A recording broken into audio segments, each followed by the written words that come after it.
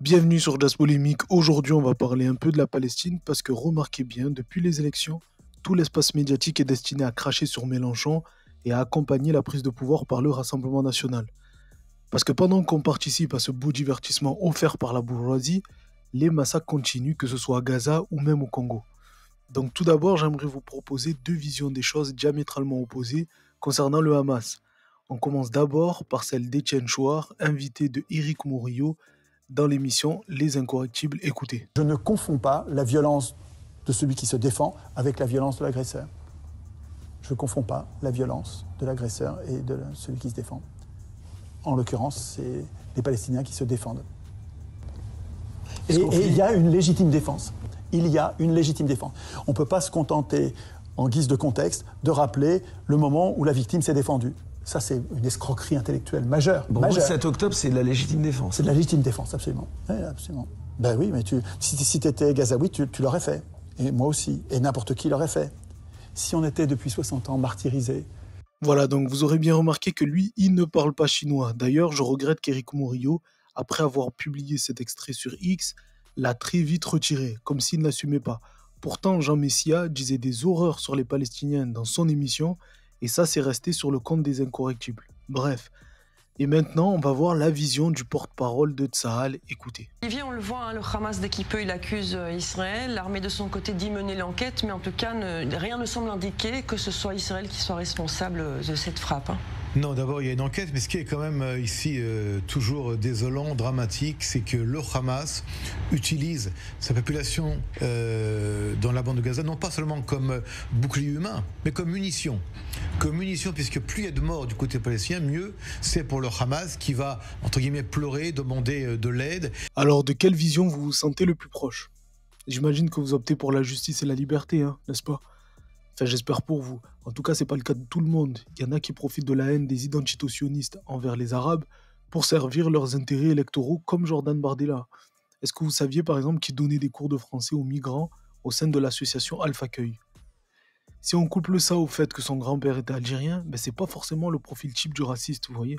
Donc je me demande qu'est-ce qui s'est passé sur son parcours pour qu'il change comme ça du tout au tout. Bref, en tout cas, maintenant, il n'hésite pas à insulter toute une population pour faire plaisir aux sionistes. La position française, qui était une position à deux États, cette situation et cette ambition qui a toujours été portée par la France et qui, je crois, a été rendue caduque dans l'immédiat par les atrocités et les attaques du Hamas le 7 octobre dernier. Et reconnaître un État palestinien où nous nous parlons, ça serait reconnaître le terrorisme. En bref, il vient d'insulter tous les Palestiniens de terroristes normal. Mais osez dire que Tsahal perpètre des massacres à Gaza, et automatiquement la carte du 7 octobre vous sera brandie, comme si l'un pouvait excuser l'autre. Et je voulais vous partager la vision de cet ancien responsable de la DGSE à propos du conflit israélo-palestinien. Écoutez, dites-moi en commentaire ce que vous en pensez. Vous ne pouvez pas comprendre ce qui se passe à Gaza si vous oubliez que depuis la découverte du gaz et du pétrole en Méditerranée, tous les pays côtiers ont droit à des royalties sur le gaz et le pétrole qui sont tirés des fonds marins. Alors en face de Gaza, il y a un gisement. Le calcul de la rentabilité du gisement pour Gaza, c'est 3 milliards par an de dollars. Et donc vous comprenez tout de suite l'intérêt de chasser les Palestiniens de Gaza pour récupérer cette zone. Bon, je pense que c'est une réalité, mais vu les dépenses que sont en train de faire les États-Unis ou même des pays occidentaux comme la France, je pense que c'est plus que ça. Je pense qu'Israël bombarde Gaza pour d'autres raisons encore moins avouables. On a des échos maintenant que les services israéliens étaient au courant pour le 7 octobre. Donc on peut en déduire que Tel Aviv cherchait une bonne occasion pour attaquer massivement les Gazaouis. Enfin bref, et là je vous interdis de rire parce que c'est Gilbert Montagnier quand même, les Sunlight et tout, regardez ce qui lui est arrivé il y a quelques jours le pauvre.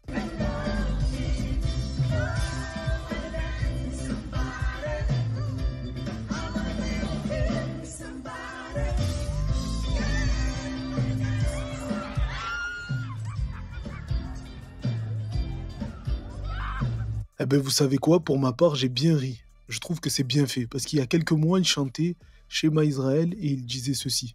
Qu'est-ce qu'on leur a fait? Pourquoi Pourquoi tant de haine? Pourquoi tant d'obscurantisme?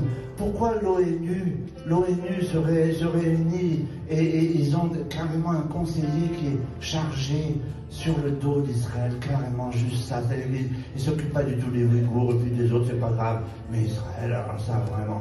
Moi je pense que ce qui les emmerde vraiment, c'est que ils ont beau vouloir nous exterminer depuis longtemps, depuis le XIe siècle et même avant. Ben, on est toujours là, et on sourit, et on y croit, et on vous aime, et on s'aime. Souvent les non-juifs oublient que Jésus, il n'a jamais été autre chose que juif. Il n'a jamais été chrétien, ça n'existait pas le christianisme. Comment vous leur dire? Voilà, donc c'est bien fait pour sa gueule. Hein. Lui aussi, comme beaucoup, ont participé à la propagande identito-sioniste qui permet aujourd'hui d'assumer dans le plus grand des calmes vouloir interdire le voile, mais ne pas toucher à la kippa. Il passe même plus par quatre chemins avec le signe religieux ostentatoire, etc. Non, c'est l'islam et les musulmans qui sont directement ciblés. Elle ne sera pas appliquée tout de suite. Nous allons faire voter la loi de lutte contre l'islamisme avec des mesures très fortes pour faire fermer les mosquées séparatistes, lutter contre l'obscurantisme islamiste à tout niveau, et l'interdiction du voile sera une des dernières étapes de ce programme. Même chose pour la kippa? Pour la kippa non, aussi? pas du tout, parce que Marine Le Pen avait dit les deux. Hein. Oui, mais aujourd'hui, nous considérons le voile non pas comme un signe religieux, mais comme le signe de la doctrine islamiste, comme le porte-étendard depuis la révolution d'Iran, d'une doctrine qui fait des femmes, du corps des femmes, par nature impudique, par nature pécheresse, et c'est insupportable. Ce n'est que la première étape, j'ai envie de dire, de la soumission psychologique et culturelle de nos libertés. Personne sur le plateau pour tempérer, nuancer, apporter de la contradiction. Non. On accompagne les identitaires dans leur délire. Ils savent que ça va mal se passer, que les gens ne se laisseront pas faire, que ça va chier, excusez-moi l'expression. C'est comme si on interdisait aux femmes juives de porter une perruque. Ben dans la minute, la communauté juive dirait que non, ça va pas se passer comme ça. Et a raison, parce que les plateaux télé, c'est pas la rue, c'est pas le peuple. Alors oui, la télé, elle influence la population, mais tout a ses limites. Hein. Et je vais vous le montrer après, avec ce profil type de l'identito-sioniste, carriériste, bourgeoise, qui n'a jamais travaillé dans sa vie, et qui vient sur les plateaux télé pour donner des leçons aux Français et invectiver tout le monde avec une certaine arrogance. D'ailleurs, je vous invite à aller voir le profil complet qu'a fait la chaîne React One sur elle. Ben, elle disait ça il y a quelques mois. Un parti politique, comme la France Insoumise, dont on connaît aujourd'hui sans aucune ambiguïté l'idéologie antisémite. On voit apposer un logo Libre Palestine, qui est une carte sur laquelle on ne voit pas l'État israélien. Donc aujourd'hui, la stratégie de la France Insoumise, c'est d'utiliser l'antisionisme à des fins d'antisémitisme, qui nie l'existence même d'Israël à exister, qui ne souhaite pas d'ailleurs d'une solution à deux États, et qui souhaite la destruction d'un État, soyons très clairs, Israël, pour donner le droit à l'État palestinien d'exister. Voilà, très bien, sauf que dans la rue, au contact des gens, la réalité, le peuple, c'est pas les plateaux télé. La contradiction, elle est réelle. Écoutez. Vous n'êtes pas au bon endroit. Vous n'êtes pas au bon endroit. Mais je suis chez moi, madame. Je suis en France. Je suis chez moi. Moi aussi, madame. Et ben voilà. Qu'est-ce que c'est que ce langage? Je suis chez moi, on est en France. Mais regardez. Partez, vous n'avez rien à faire ici en train de... Vous voulez du monde, vous avez une politique à cause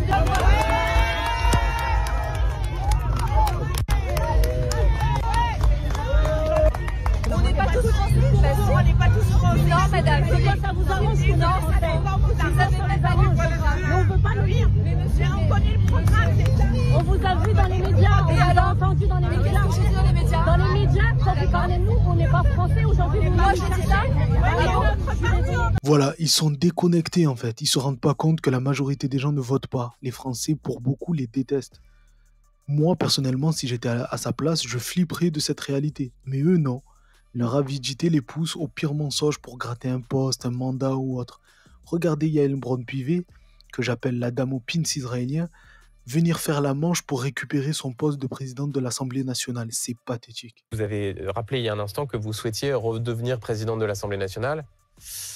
Là encore, vous allez dire que je regarde les sondages, mais on peut dire que c'est assez improbable. Mais moi, j'ai été une présidente qui a été très respectueuse des oppositions et qui a été très respectée par les oppositions. Vous pourriez rester présidente de la... Vous pourriez rester présidente. Pourquoi pas? Je pourrais très bien être celle qui arrive à faire fonctionner une assemblée fracturée, divisée. Donc moi, avec, en tout cas, avec 250 députés du Rassemblement national. Je veux être la plus utile possible à mon pays à nouveau, et je respecte infiniment le choix des Français. Attendez, alors je peux faire les carreaux, le ménage, les cafés, la cuisine. Donnez-moi un poste s'il vous plaît. Je vous traduis en fait. Ben écoute Yael, demande à Israël vu que tu leur apportes ton soutien inconditionnel. Parce qu'il y en a marre de ces mendiants qui font des courbettes pour avoir un poste ou un mandat et qui, la minute suivante, vont trahir tous leurs électeurs, toutes leurs promesses. Regardez le trait de Ciotti qui parle du MEDEF, le syndicat patronal, et qui dit quelque chose de très très très grave, je trouve. L'incertitude. C'est l'incertitude. Après, voilà, ça c'est toujours les patrons, le MEDEF et tout ça, ils sont pas super ravis quand même. Le patron du MEDEF a dit que le programme de Jordan Bardella, du point de vue économique, était, je cite, dangereux. Il y a des discours publics et puis il y a des discours privés. Ah, voilà. Mais 41% des patrons votent pour notre coalition. C'est très grave. Il dit en direct que c'est du cinéma, qu'il est de mèche avec le MEDEF et qu'ils feront exactement ce que le patronat leur a demandé de faire. Et ça s'appelle un complot. Des gens qui se réunissent en secret pour un projet commun, c'est un complot. Bon, on était au courant que le Rassemblement national avait donné tous les gages à la bourgeoisie pour atteindre le pouvoir, mais là... Et face à tout ça, est-ce qu'il y a une vraie opposition, une dissidence, comme on pouvait l'appeler il y a quelques années? Ben pas vraiment, ils font tous caca-culotte et surtout dans le showbiz. Et vous savez pourquoi? Aujourd'hui détient les clés du cinéma français. Vincent Bolloré. Via le groupe Canal qui finance une grande partie du cinéma français. Donc si tu veux faire ton film... Et vous pensez que c'est ça l'explication? Jamel Debbouze, il a une boîte de prod. Bon, elle a été... Vincent Bolloré l'a rachetée.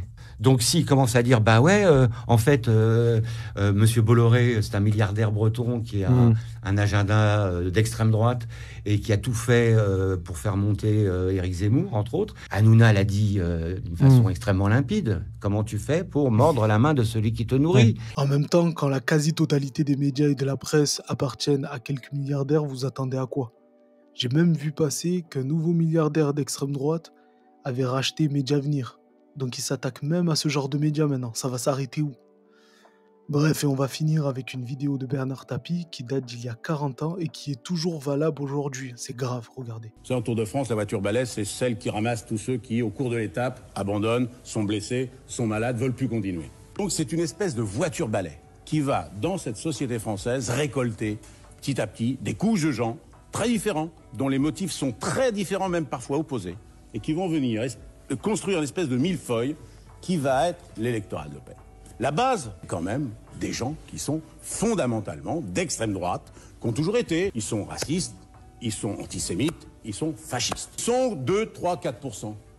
Ils sont 6, je ne sais pas combien ils sont, mais n'empêche qu'ils ne sont pas les 15, 20, 25% dont on parle. Première couche qui vient se greffer sur ce fonds de commerce acquis, tous ceux qui, objectivement ou subjectivement, souffrent, à tort ou à raison, ou croient souffrir, de l'immigration. Cela, Le Pen ayant pris le parti pris de défendre les Français, les petits blancs contre les immigrés, ça représente la première couche. Deuxième couche, c'est une couche qui, dans une société un peu cynique, un peu performante, un peu difficile pour les minorités ou pour les faibles, laisse sur le bord de la route un tas de gens. Justement, la voiture balai est là pour les ramasser. Quatrième catégorie, ce sont ceux qui fondamentalement sont de droite et ne supportent pas les gens de gauche. Ils ne veulent plus que la gauche soit au pouvoir. Et ils estiment que les dirigeants de droite actuels, classiques, Chirac, Giscard, etc., ne sont pas capables de battre la gauche. Et ils pensent que Le Pen va y arriver. Et la dernière catégorie, ceux qui sont contre les partis, dont la femme est partie avec le voisin, dont les institutions les emmerdent et qui disent « Moi, je fais un pied de nez aux institutions classiques et aux partis politiques classiques. » Et je vote Le Pen. On peut le critiquer sur bon nombre d'aspects, mais on ne peut pas nier qu'il avait du talent. Il avait quelque chose, Bernard Tapie. Il avait du talent. Mais ce qui est triste, c'est que depuis son discours, rien n'a changé, mis à part que la bourgeoisie s'est rangée du côté du Rassemblement national. Parce que quand on regarde les 4 présidents avant Macron, 2 d'entre eux étaient de gauche et les 2 autres de droite. Et pourtant, ils ont tous fait des dingueries qui étaient contre les intérêts du peuple. Bref, dites-moi ce que vous en pensez du fait qu'on ne parle plus de la Palestine ces derniers temps. N'hésitez pas à vous abonner, mettre un pouce bleu. Moi, je vous donne rendez-vous très vite. Bientôt les lives, j'espère. Préparez-vous. En attendant, prenez soin de vous. Dans tous les cas, on est ensemble. Ciao.